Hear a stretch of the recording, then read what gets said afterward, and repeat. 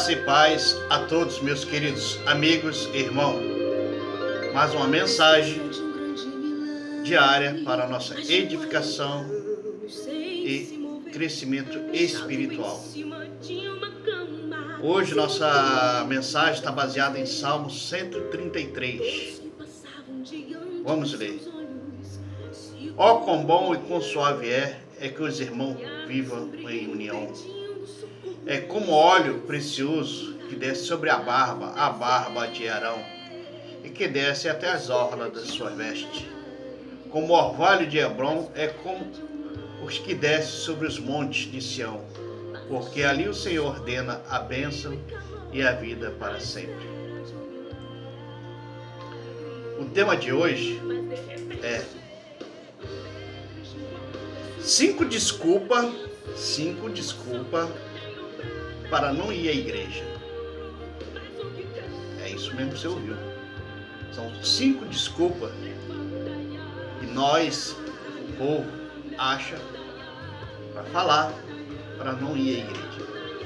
Vamos à nossa reflexão. Cada dia cresce mais o número de cristãos e pessoas que não querem ir à igreja. Eles dizem amar Jesus, mas não suporta a ideia de participar de uma igreja local por diversos motivos. Eu tenho alguns amigos desigrejados que têm dificuldade em congregar, pois vive a terrível experiência de serem julgados, discriminados e se decepciona como membros e líderes de algumas igrejas ou religião. Eu até entendo, pois também já pensei algumas vezes em deixar de ir à igreja por razões pessoais, mas acredito que viver desigrejado não seja uma boa para ninguém. Sei que Deus não quer que seus filhos vivam sozinhos.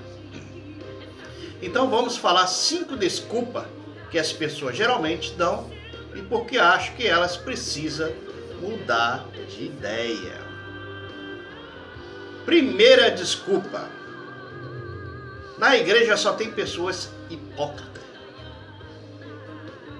Sem dúvida, esta é a desculpa mais usada por aqueles que não querem frequentar uma igreja. Eu realmente concordo que existem pessoas hipócritas dentro das igrejas. Mas não podemos esquecer que a igreja é como um hospital cheio de pessoas doentes, necessitadas de cura, uma cura especial, que é a cura espiritual. Quando Jesus foi questionado pelos religiosos porque come com pecadores e de mais fama, ele respondeu: não são os que têm saúde que precisam de médico, mas sim os doentes. Em Marcos 2,17 fala: eu vim para chamar os justos dos pecadores. A igreja é composta por pessoas imperfeitas que, ao se relacionar com Deus e com os outros irmãos, buscam aprender, crescer e se aperfeiçoar. Ou seja, a igreja é feita por pessoas como eu e você. Disse Jesus: quem nunca pecou, atire a primeira pedra. Seguindo a verdade em amor, cresçamos em tudo quanto que há naquele que é a cabeça, Cristo. Dele todo o corpo, ajustado e unido pelo auxílio de todas as juntas, cresce e edifica-se a si mesmo, em amor, na medida que cada parte realiza a sua função. Esse versículo está em Efésios 4, de 15 e 16. Vamos à segunda desculpa. Eu amo Jesus, mas não gosto de igreja. Esta é a segunda desculpa. Quando Jesus veio à Terra, ele veio para salvar o homem e mulheres de todas as línguas, raças, classes sociais. A esses grupos de pessoas, ele deu o nome de igreja. O apóstolo Paulo explicou que a igreja é como uma noiva e Jesus como um noivo. Agora reflita o que o pastor disse certa vez: nós viemos em uma época em que muitas pessoas dizem estar bem com Deus, mas mal com a igreja. Mas isso é um grande problema, pois gostar do noivo, e o noivo, Jesus, e detestar a noiva, a igreja, não dá certo. Por exemplo, nós podemos dizer ao noivo que queremos jantar em sua casa, mas sem que sua noiva participe. Se dissermos isso, acreditamos que o noivo responderia assim: desta maneira, eu não quero. Ela é minha noiva, ela é minha amada. Eu sei que ela ainda não é perfeita, mas ela é minha noiva, e isso não posso fazer nada sem a presença dela. Muitas vezes, este é o argumento daqueles que querem ser chamados de cristão, mas não querem se envolver com os irmãos para crescer espiritualmente. A Bíblia diz: quando o povo de Deus se reúne, o Senhor ordena a sua bênção, que está no primeiro, logo no texto inicial, em Salmo 133. Ó, quão bom e quão suave é que os irmãos vivam em união. Isso porque a igreja se reúne, louvores entoados ao nome de Deus, exaltada a sua palavra, e pregada faz com que o alimento espiritual seja distribuído aos membros do corpo de Cristo.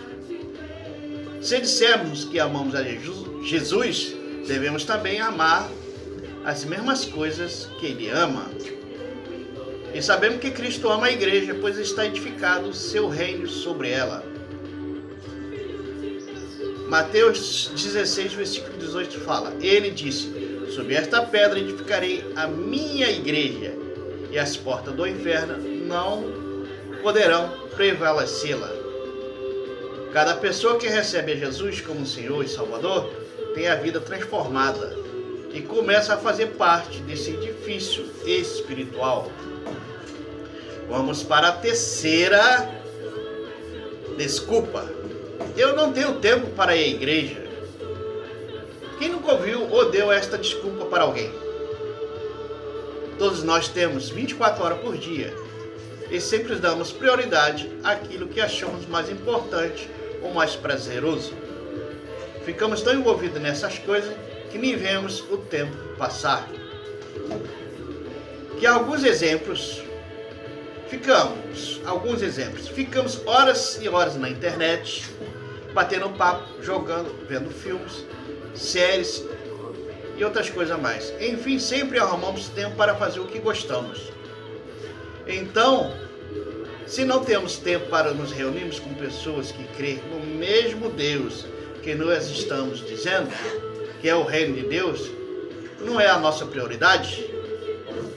Em Efésios 5, de 15 a 17, fala assim: tenha cuidado com a maneira como vocês vivem, que não seja como insensato, mas como sábio, aproveitando ao máximo cada oportunidade, porque os dias são os maus.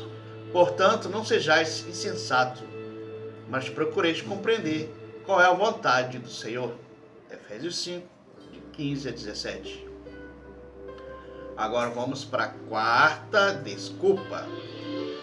A igreja, todos querem controlar a minha vida. Na igreja encontramos de tudo. Pessoas que estão começando na caminhada com Deus, outras que já estão maduras, mas ainda tem coisas melhores, e aquelas que falha bastante em muitas áreas da vida. O problema é que muitas vezes confiamos demais nas pessoas.